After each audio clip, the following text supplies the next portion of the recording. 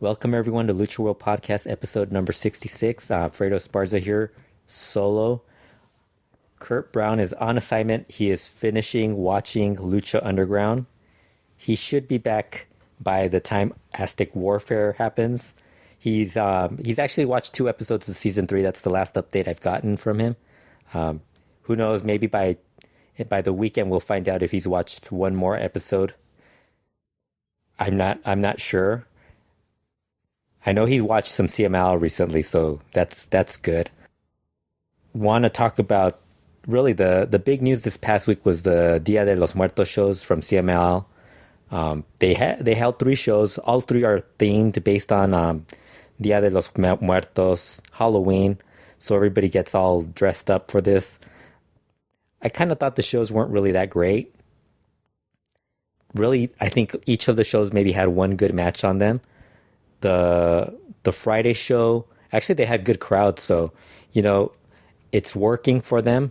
I think it works for them. Like if you go to the show live, it really it comes across much better because you get to see the actual artwork and everything that they do at Arena Mexico, and you see the dance segments and all that. We actually didn't get the dance segments this year because of the music issue that they had with the Aniversario.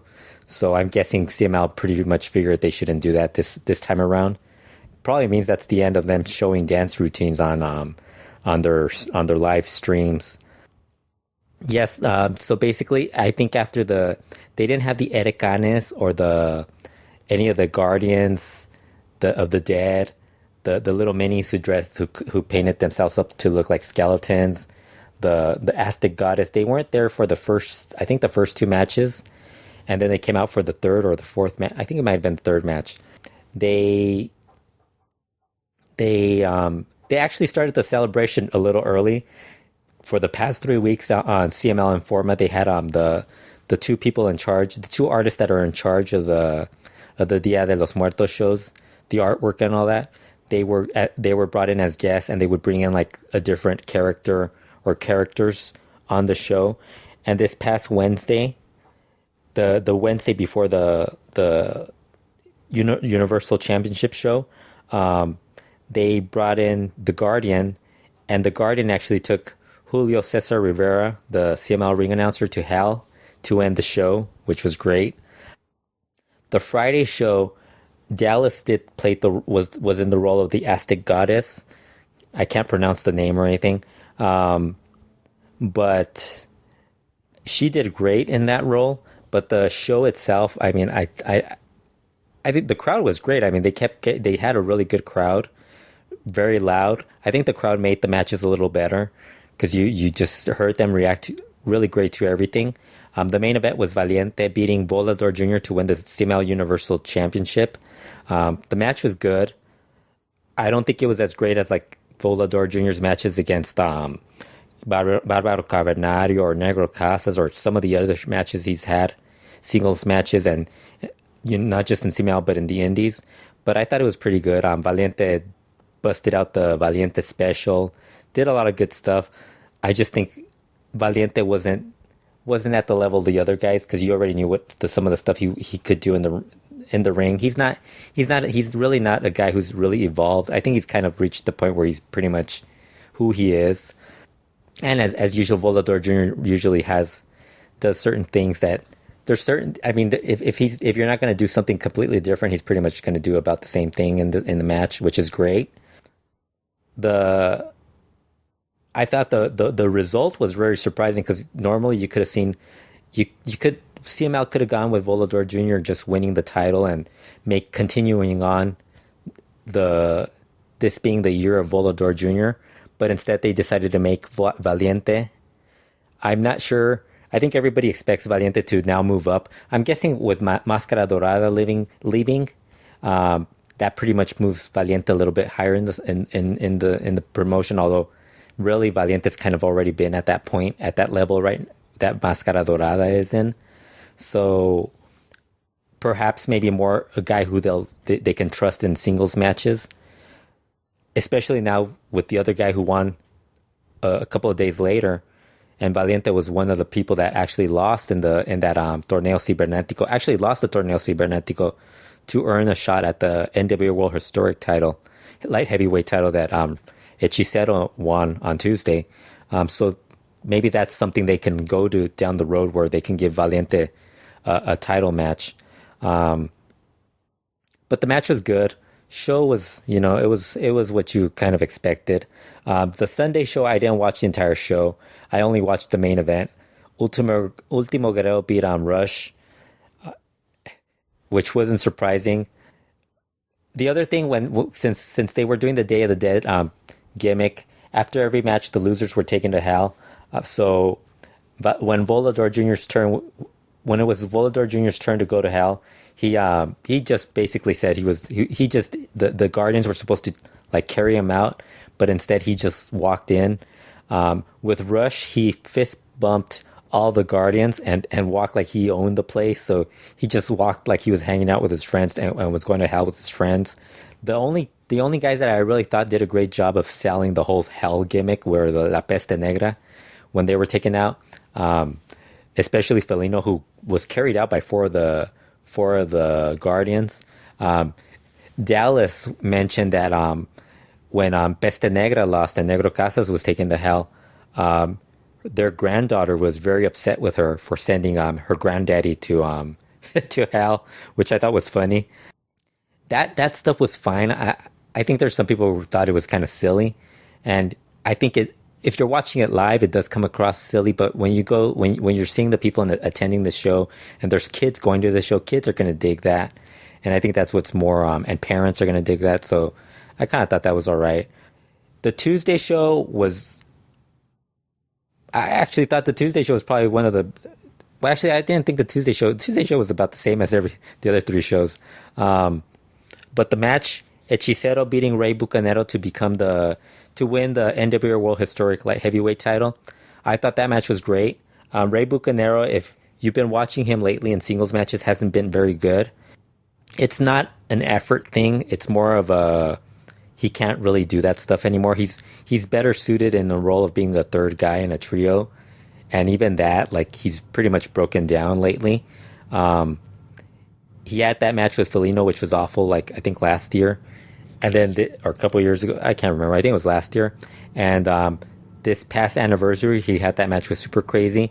And they both, Super Crazy and Rey Bucanero, tried, but it was horrible. I mean, that match, I think there were a few people who said it was okay, but I think everybody else thought it was horrible. Well, if you watch those matches, you pretty much expect the Rey Bucanero to be pretty bad in this match, but you'd be surprised. If you haven't watched that match, I highly recommend watching it, because Rey Bucanero, he brought it. He came to wrestle. He came to show. I think he realized he was in there with a really talented guy like Hechicero, and Hechicero was great. Bucanero held his own for a bit. Really, I was kind of worried. There was a part of me that was kind of worried that maybe they were just going to, go back to just Bucanero retaining the title.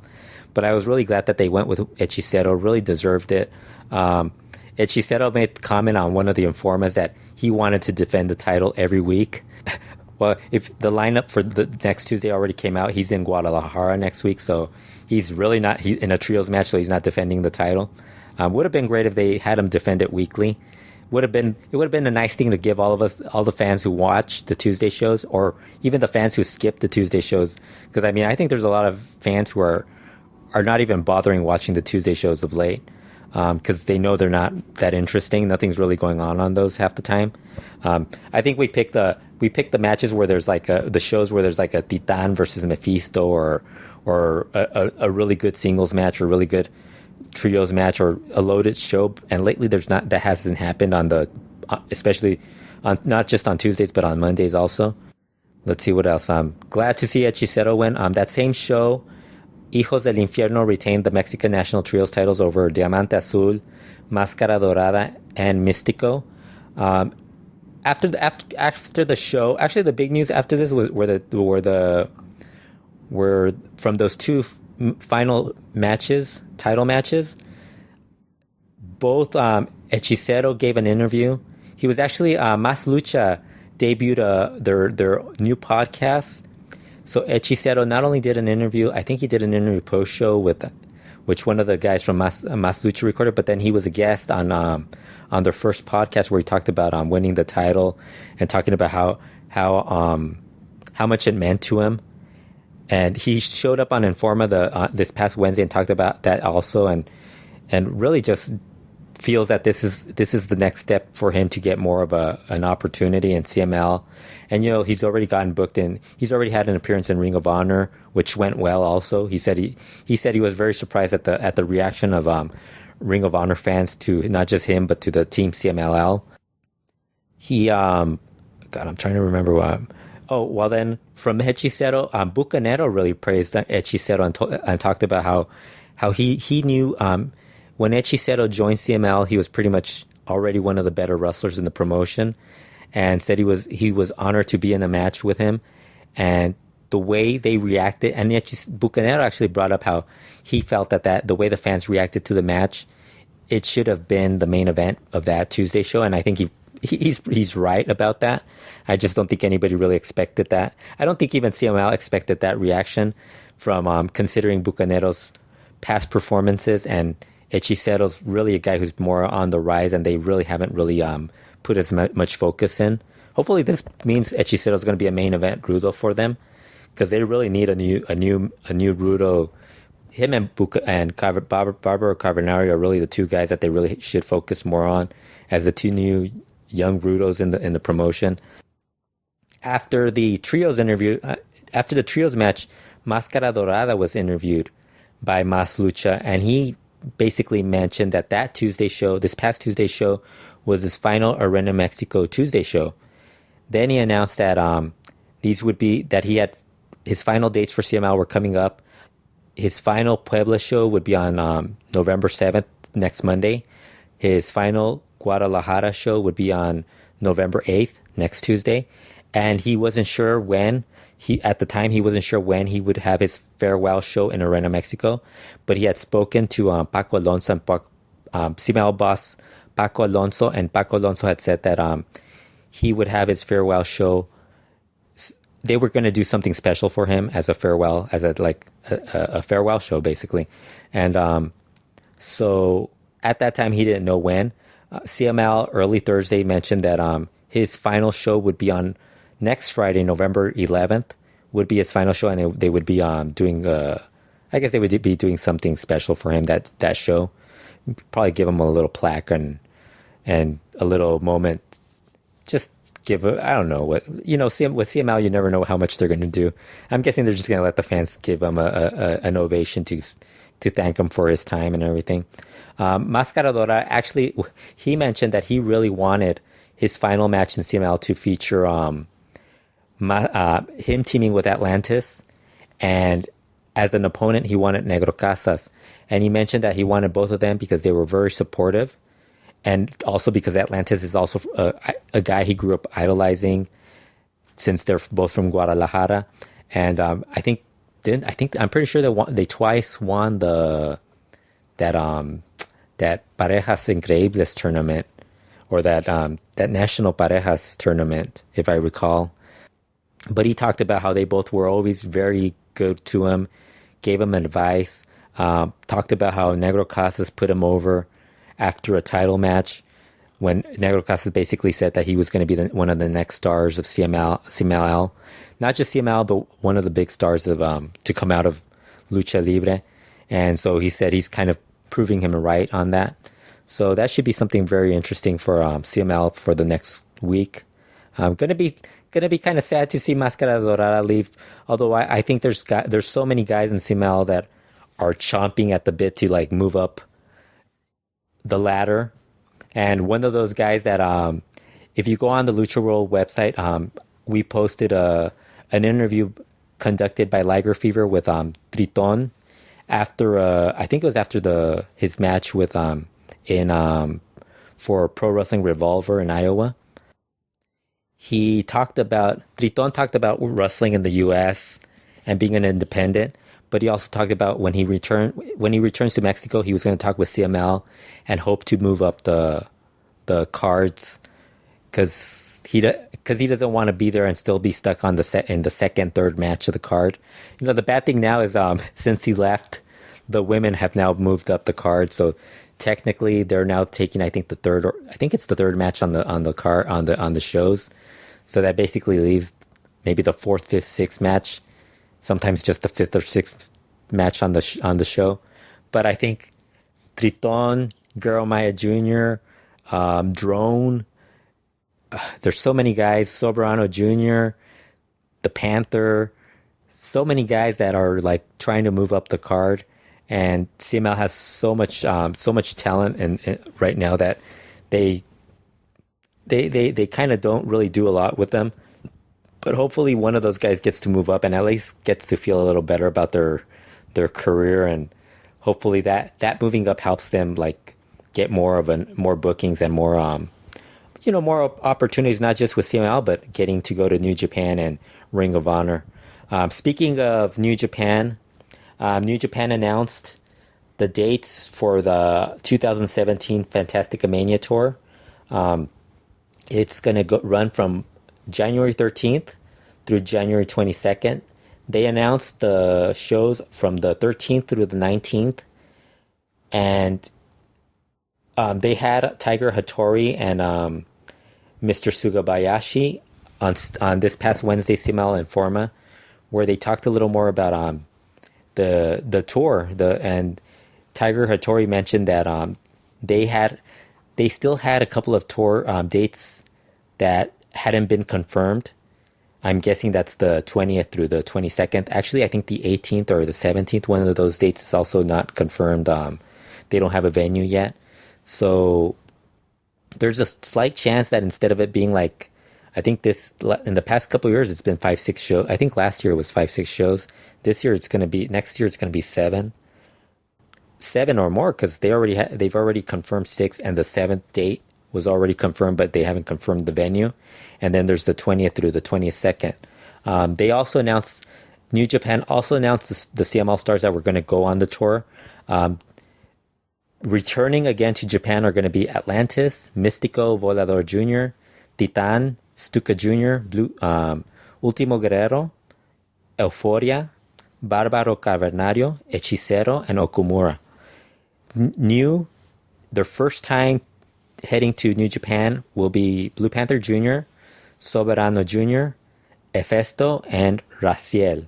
Raciel, I think, is probably the big surprise to me, because I think Hefesto, you go with you sent Mephisto all these years, you send Hefesto this time around.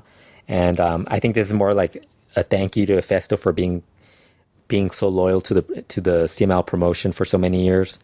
I think his son is already training in Arena, Mexico. So that's probably another reason they probably want to like give him something before his son starts wrestling for them. I think he's wrestling or started training. I can't remember what exactly he's doing, or he's getting ready to start training. Blue Panther Jr., obviously he's going because of all those workout segments on CML Informa. Actually, I think they went with, since the Panther went this year, and he's getting to go to Ring of Honor, so they're going with Blue Panther Jr. going to New Japan for FantasticaMania next year. Soberano Jr. really got put over big time in the New Japan press release. They compared it. They said he was the next Sombra and said a lot of really nice things about him. I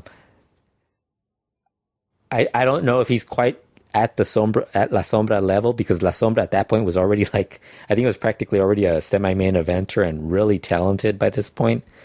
Because I think Soberano Jr. is like 20, 21 years old, so Sombra was already a main eventer by that point. But yeah, he's very talented. I think he's probably the guy that might actually be the one that moves up and takes Mascara Dorada's spot at some point, if he doesn't get taken by WWE and one of those, if they're doing an annual cruiserweight tournament, they need new talent. He's going to be one of those guys that they're going to have to take a look at. Raciel, like I said, was a surprise.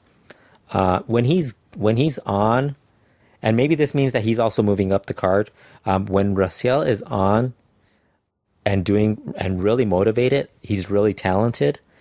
But when he's just like not happy, he's one of those guys who just makes you hate watching his matches against the young technicos. So hopefully this kind of helps him and maybe motivates him and gets him back on in peak form. The other thing I was thinking while looking at this tour, in the line, the participants for the FantasticaMania. I'm curious if Virus is ever going to get sent to Ring of Honor, because there's a lot of guys in Ring of Honor who would like to wrestle, who'd like to see Virus live, I think. Other CML news, I think that's about it with CML. They had that's basically it out of CML. They're going to have a women's title match this upcoming Friday with Dallas versus Marcella. They really built that up on the Friday show.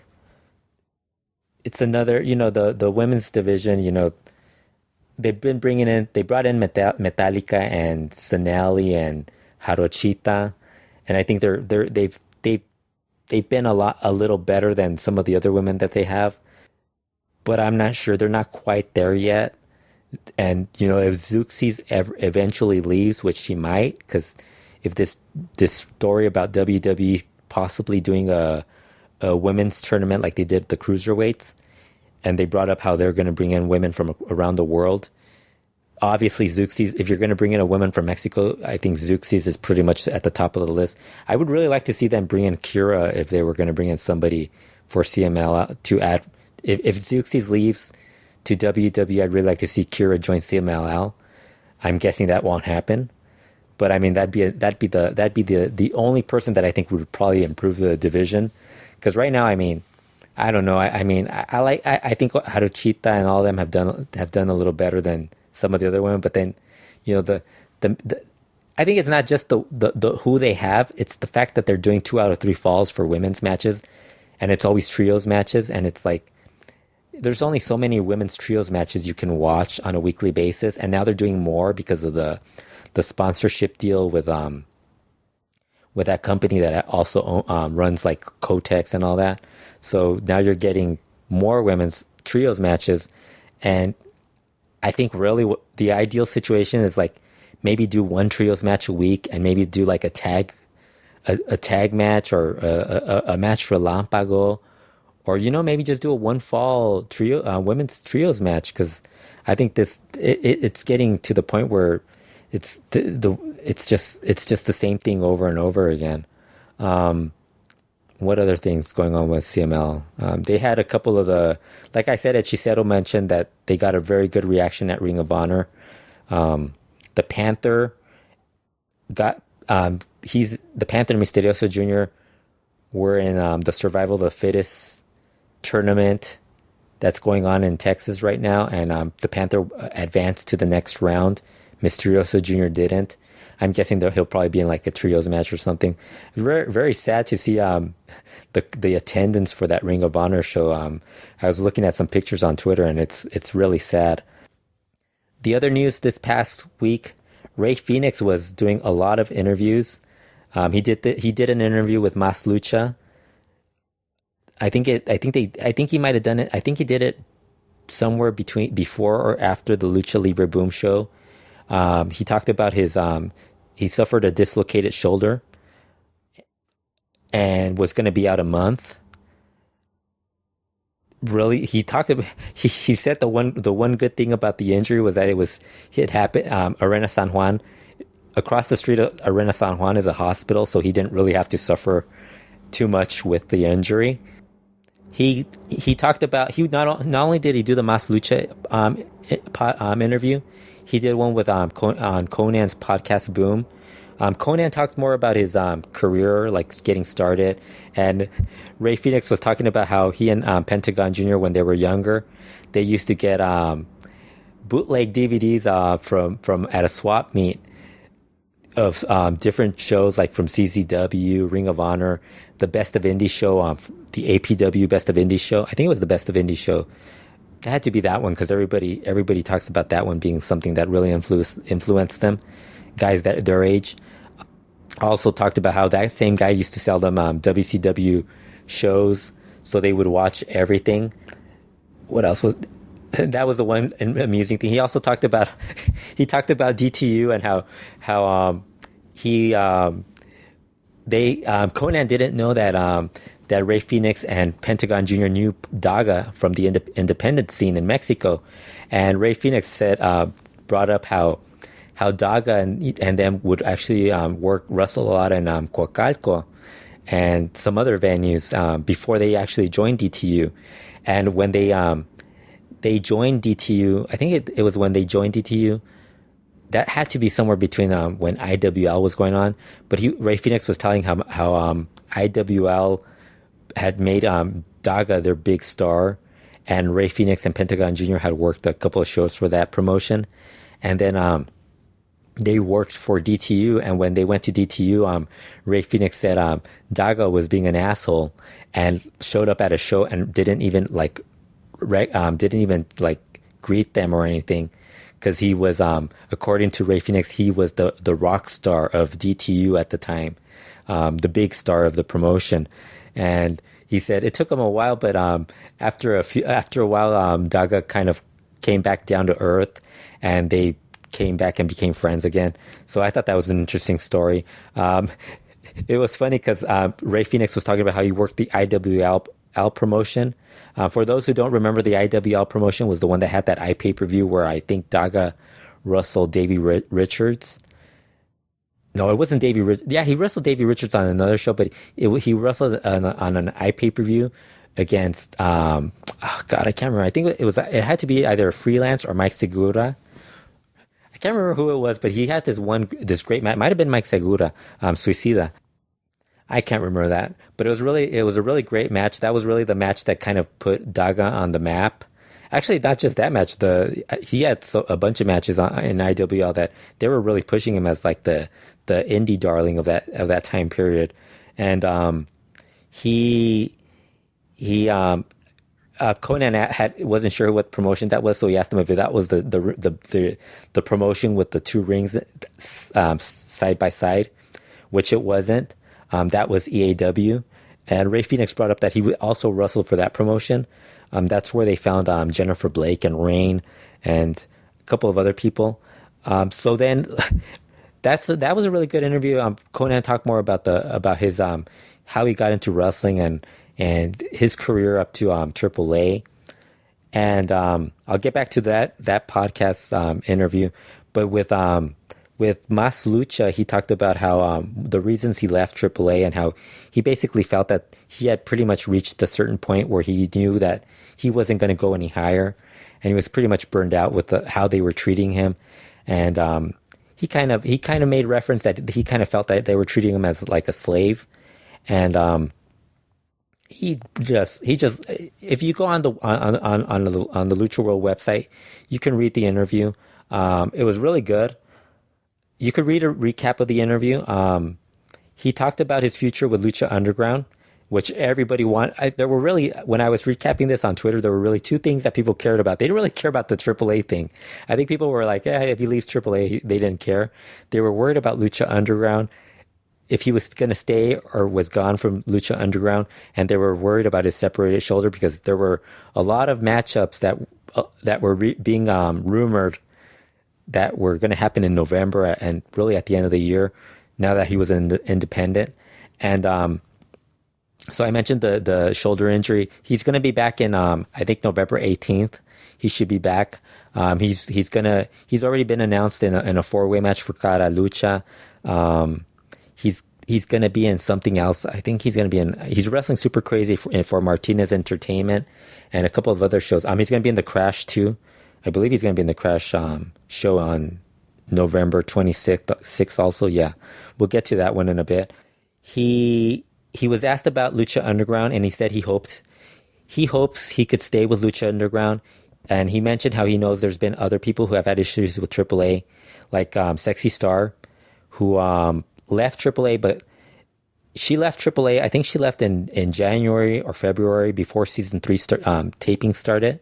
So she still stayed with Lucha Underground, and they haven't said anything about her leaving. So the feeling is that she's still with the promotion.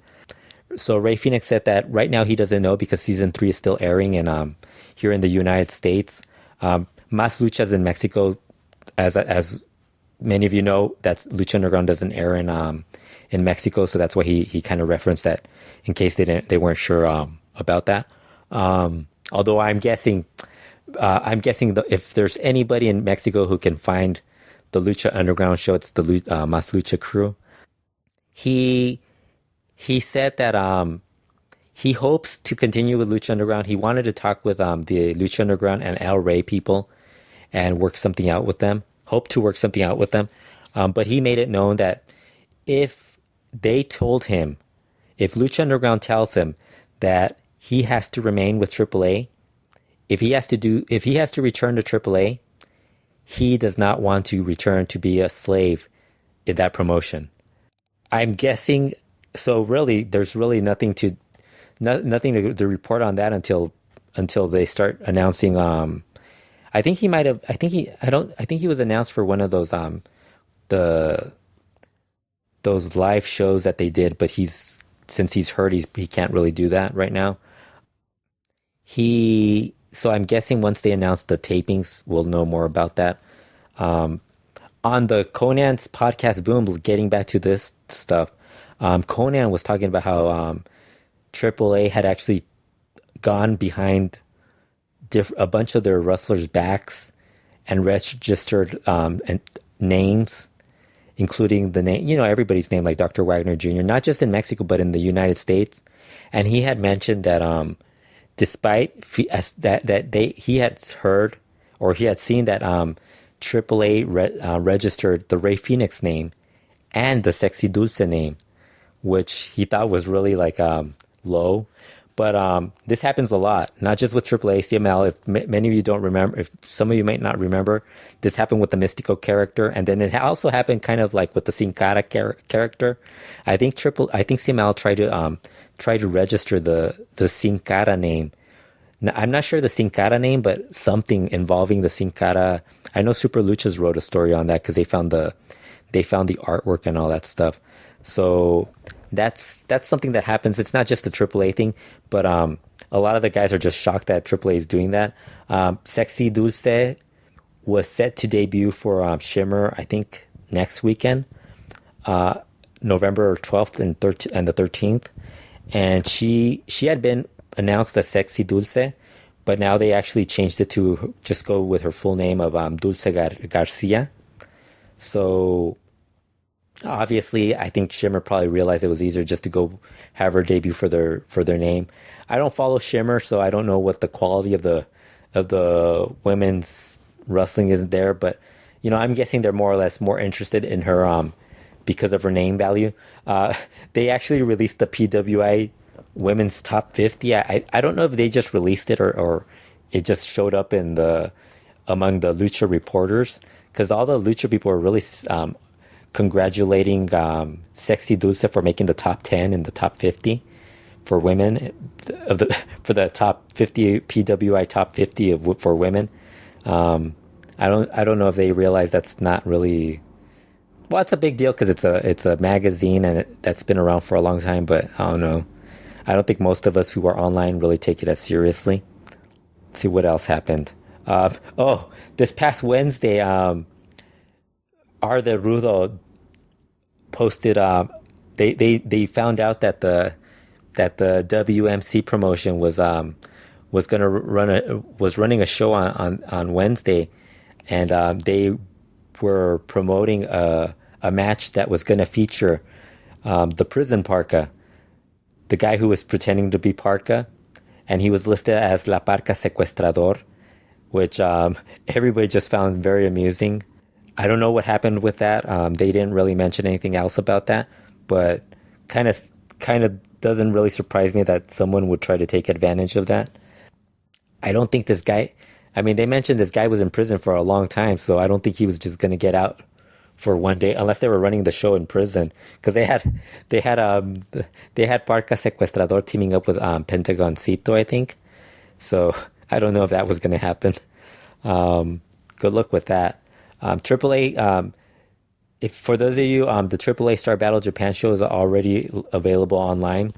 There's a few people that have already posted it. I think Real Hero has it on his Google Drive, if you know where that is, or you could find it on the RooTube. He posted on YouTube. I think that's Russian YouTube. I think that's how that was explained to me. It's Russian YouTube. I don't know if you guys want to test that out. Just make sure you have all your antivirus programs, set up properly. I don't know. I usually check on I think since he posted on Google Drive, I could just get it off that. But I usually just watch it when I get DVDs. I did watch one of the RuTubes for the Dragon Gate, one of the Flamita matches. So I do remember that that's actually safe. I'm gonna watch that show this weekend and hopefully next week I can talk about it on the podcast.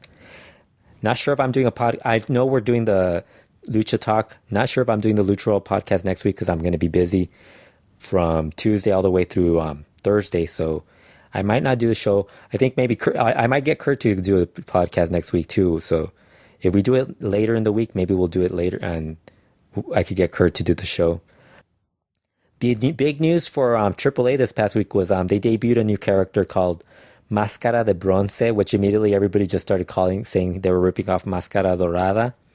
It kind of does look like Mascara Dorada, and the name kind of just comes across as that. If you follow the history of the Mascara Dorada character, which initially started as Mascarita Dorada, from what he said, the Mascarita Dorada name actually was a name that he came up with.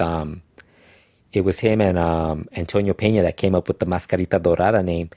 That Mascarita Dorada was gonna debut with I think the plan was that he was gonna debut it in AAA, but I think Antonio Peña passed away, and that's when Mascarita Dorada left.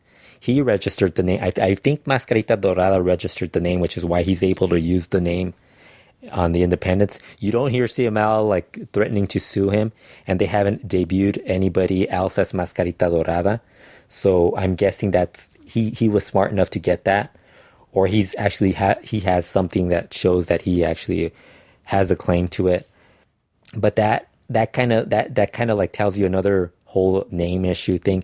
If you're really gonna go about lucha names, this is something that goes back years. I mean, the Mil Máscaras character and all this stuff. So it's really Huracan Ramirez. There's always going to be an issue with names. I'm sure that happens in the U.S. too.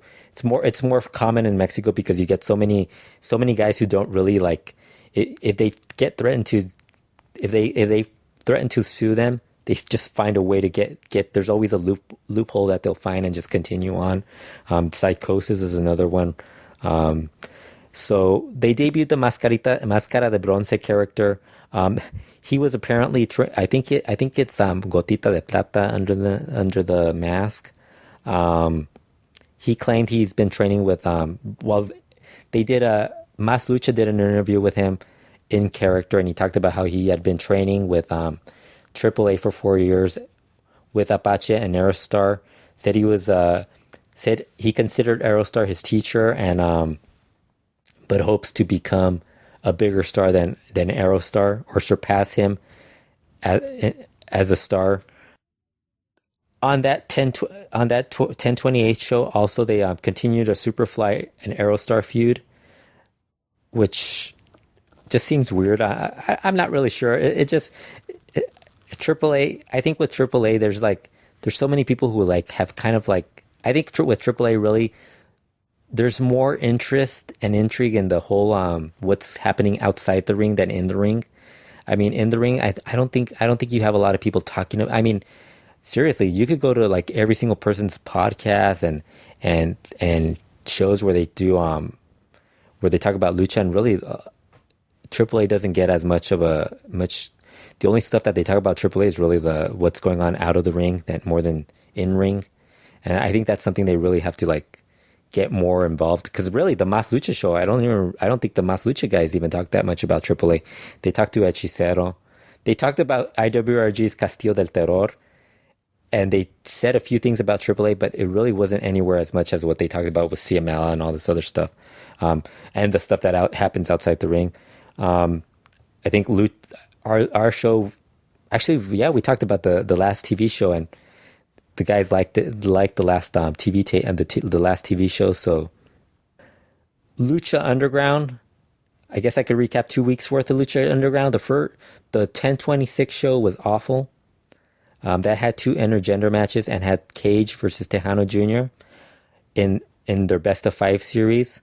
I thought the intergender matches were bad. And then that show, I think Cage versus Tejano Jr. was good.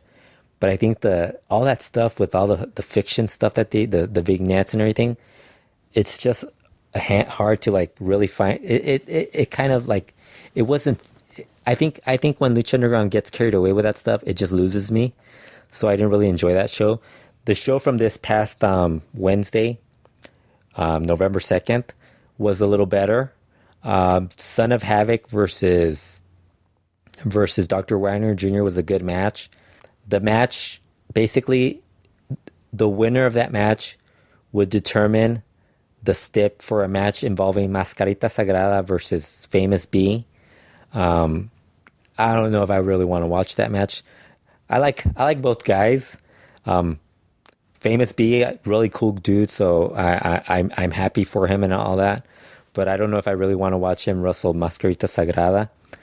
Actually, it's weird because Famous B, I really enjoy his indie work, and he's done well as the Famous B in Lucha Underground too, the character. But I think in Lucha Underground, I don't think he's shown as much as it because he's wrestling as that character, so he has to do a little less than what he would do in the indies. So I'm not really as excited about and especially it's a believers match, so they're going to just have fans bring weapons to the show. Maybe that'll help it. Maybe it'll add a little more to it. Dr. Wagner Jr. and Son of Havoc, really good match. I think the funny thing is we're seeing Dr. Wagner Jr. having to job so much, first of all, he's wrestling a lot on this show, and then losing to Son of Havoc, which is stuff that you wouldn't, I don't think he would ever, like, if we found the equivalent of Son of Havoc in Mexico, a luchador, the equivalent of Son of Havoc, I mean a Mexican luchador, I don't think Dr. Wagner Jr. would job to that guy in a singles match. Just like I mentioned him wrestling Mascarita Sagrada, I don't think that would ever happen in Mexico. I'd be shocked unless somebody was paying him a ton of money in Mexico, which, that's always possible. The other match, I've already forgotten the other match, honestly. The opening match, I'm drawing a blank on that. But the main event was Rey Mysterio versus Chavo Jr. And I thought that match was good. Better than I was expecting. But, it had Rey Mysterio, so you knew it was going to be... He was going to go all out. And he's... Rey Mysterio had this cool outfit. Kind of like a tribute to the early Rey Mysterio Sr. character that eventually became also Misterioso. So it kind of had that look to it. I thought that was a cool look. They had Chavo Sr. sitting ringside cheering on Chavo Jr. during the match. At one point, Chavo Sr. decides to grab a chair and get involved, right as Chavo Jr. looked like he was about to lose. And it looked like Chavo Sr. was going to hit Rey Mysterio with a chair, but instead hits Chavo Jr. with a chair, which resulted in Rey Mysterio getting disqualified. And Chavo Sr. started waving goodbye to him. So everybody just, I think maybe for 10 seconds, everybody thought was Rey Mysterio had lost the loser leaves Lucha Underground match. But Dario Cueto came out of the office, told the ref that he couldn't end his main event with a DQ. So he restarted the match, and Rey Mysterio ended up winning. I thought it was a good match. There was some stuff in the match where, it kind of seemed silly, like the 619 that he did. I thought that was it wasn't that great because he was trying to hit two people. And, but, Rey Mysterio won, Chavo's gone. I'm pretty sure he'll be back in time for season 4, but at least he might be gone for a bit.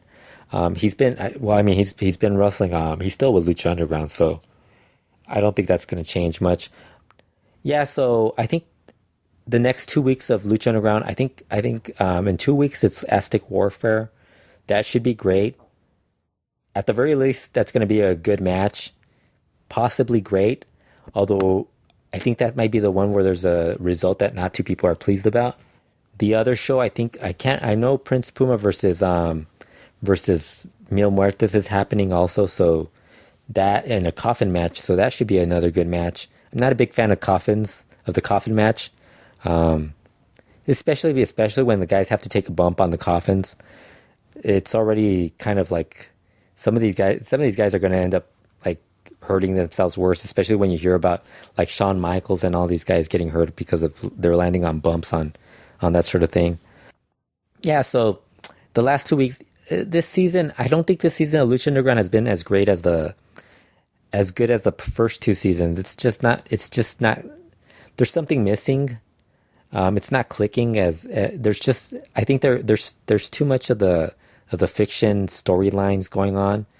Like they'll do a show where it's all like this weird fiction shit that kids probably like it, but that's the thing. Like when you go to, they don't really,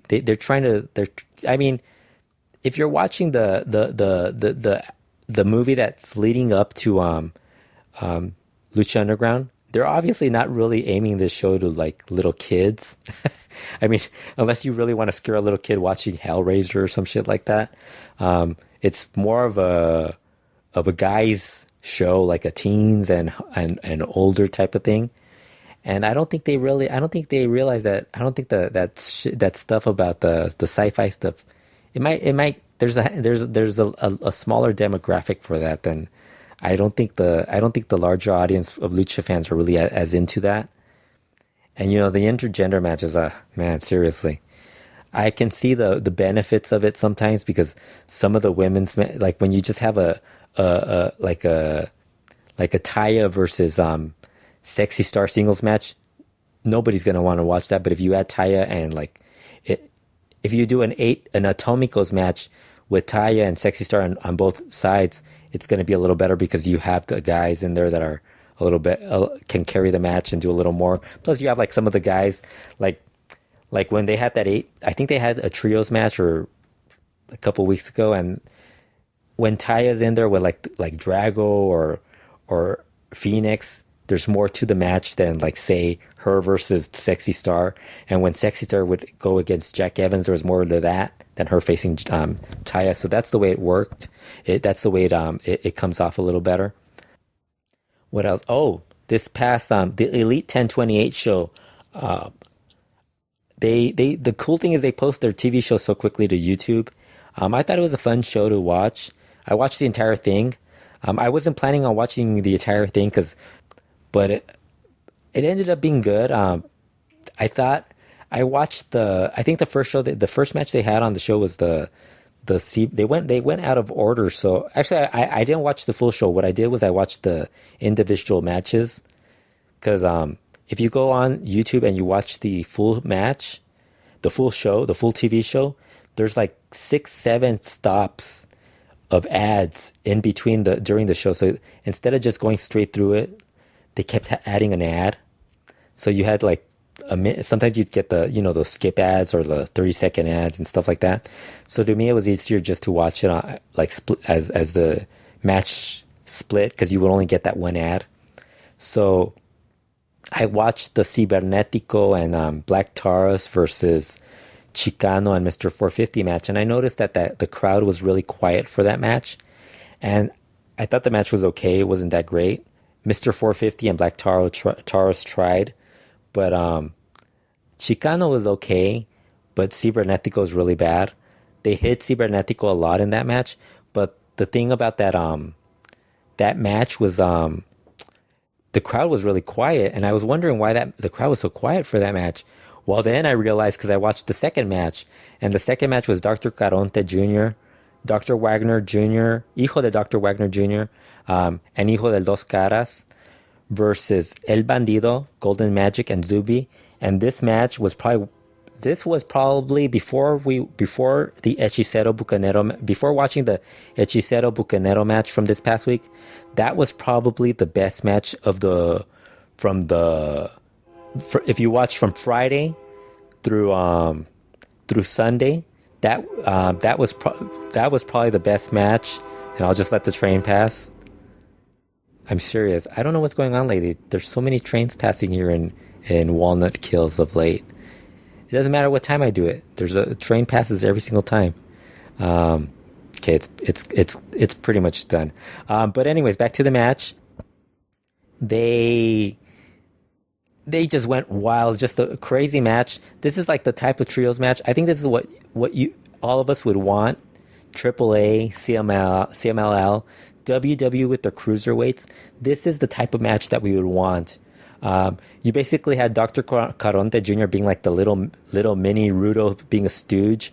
Dr. Wagner, Hijo de Dr. Wagner Jr. and Hijo de Dos Caras doing a great job as a tag team, doing a lot of teamwork in their match. Dr. Wagner, Hijo de Dr. Wagner Jr. hit this really sick tope right at I think it was Golden Magic, where he hit the tope and just like bounced. They both bounced onto the entrance ramp, which would look like this makeshift thing that they had some carpenter come in and make for them.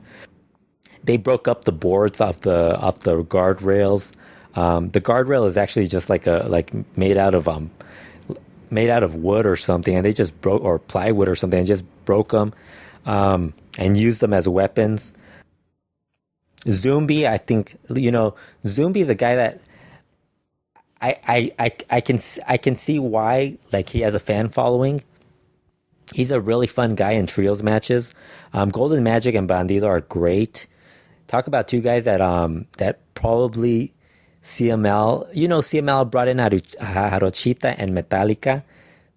They should have brought in Bandido and Golden Magic, and really Golden Magic should have been the guy that they brought in as soon as they said they were bringing him in. He should have been the guy that would have been the guy to replace Mascara Dorada, really. I should mention also in Fenix's interview, he was asked about CMLL, and he said that his dream, every luchador's dream, is to step in the ring and wrestle in Arena Mexico. So, this situation with Lucha Underground, if Rey Fenix if they let him go, I mean, he really has a lot of opportunities. I think WWE would snatch him up if Lucha Underground let him go, first of all. But if WWE didn't, CML or Elite would bring him in and welcome him immediately to their promotions. And Elite, Elite has actually been pretty fun. This match that I'm talking about, that I'm talking about, just a fun match. You really don't expect it, because Hijo de Dos Caras and Hijo de Dr. Wagner Jr. prior to this match, really, I mean, the stuff I saw, they didn't really impress me. And in this match, they really impressed me. I really like Dr. Caronte Jr. He's a guy who was really misused, and why? I mean, I don't even know if misused is the right word for him in AAA. I just don't think he really did a lot there. The other two matches, LA Park beat Extreme Tiger. I thought that match was a little bit. I think they went with the David versus Goliath concept for that match, and I think it didn't really gel for me.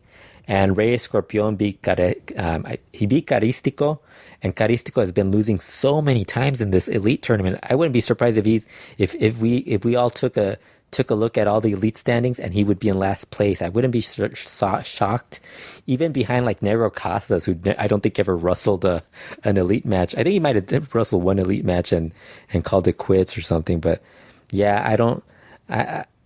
I thought that was good. Rey Escorpion is really good on this show. That's another guy that CML really could use. That's the thing with CML; they have so much talent, and I think when we complain about it, but at the same time, we start wondering. Like, I think the way that CML gets booked, that's the reason that we really don't see these guys shine in the promotion. It's more about them having so many luchadors on their roster and really not using the Monday, Tuesday, Friday, Sunday shows to like build them up. It's more like they just throw out random trios match.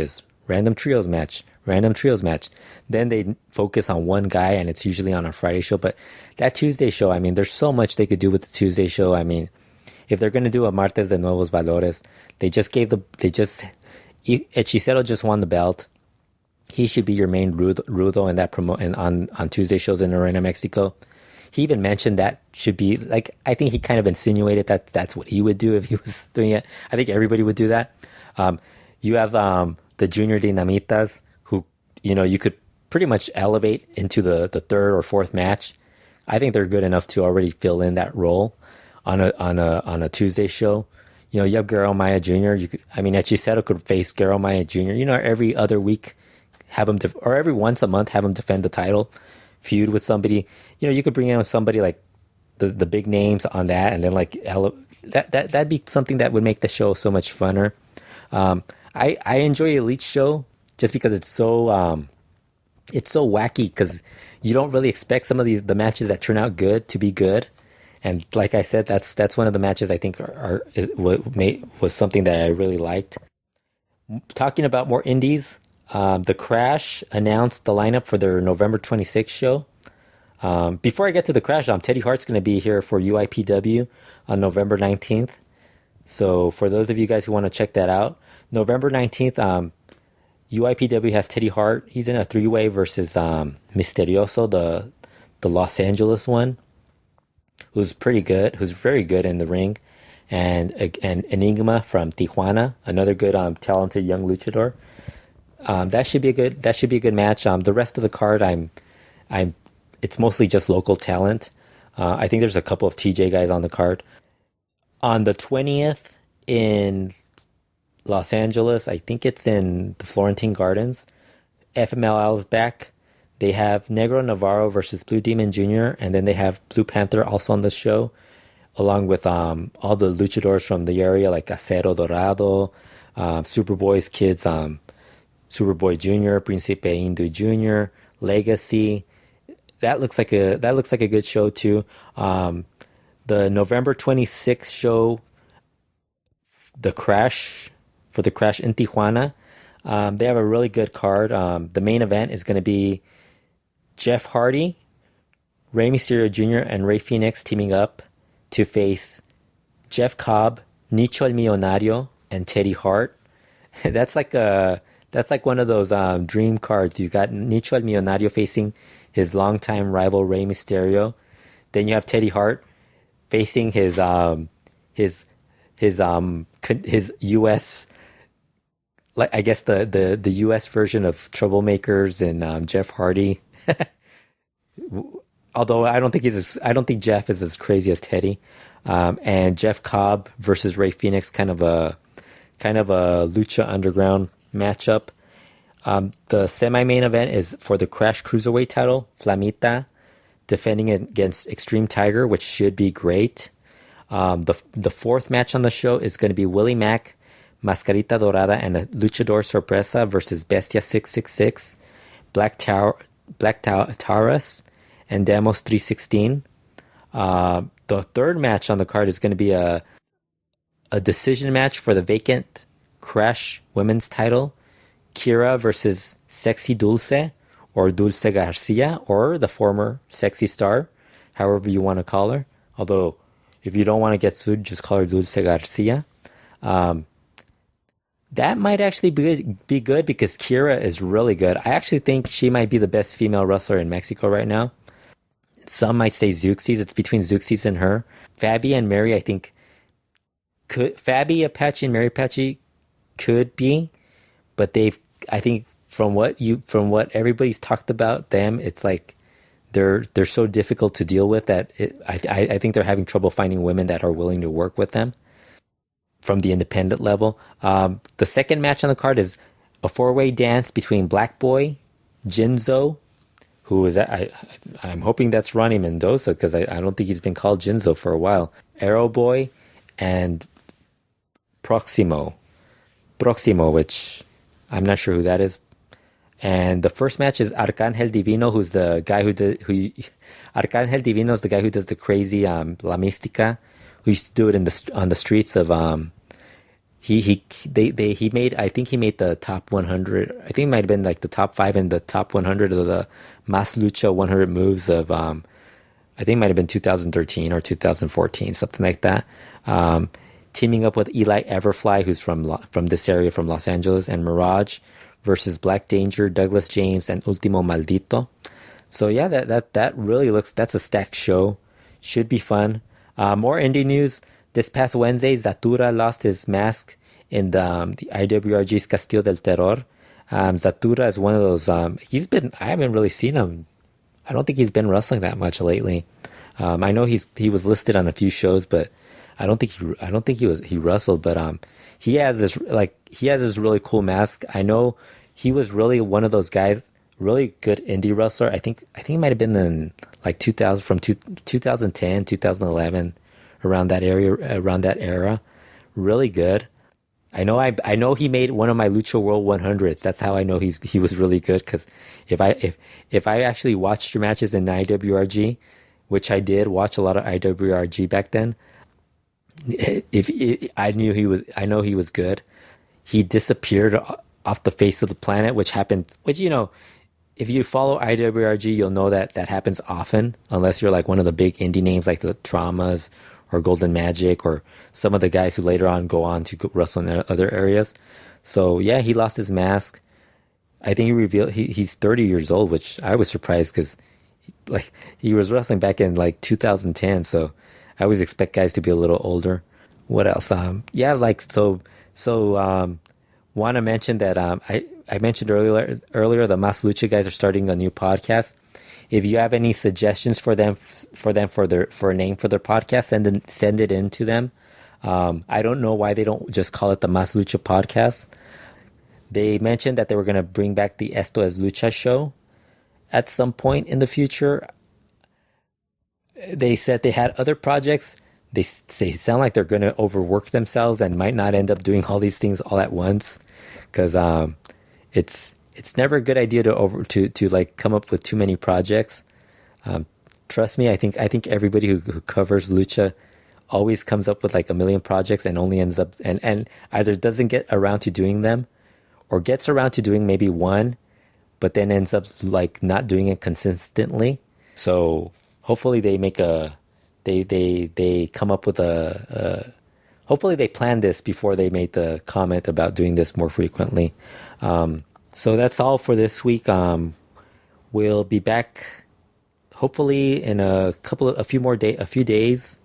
Until then, keep watching Lucha and keep checking the website, and we'll talk to you again next time.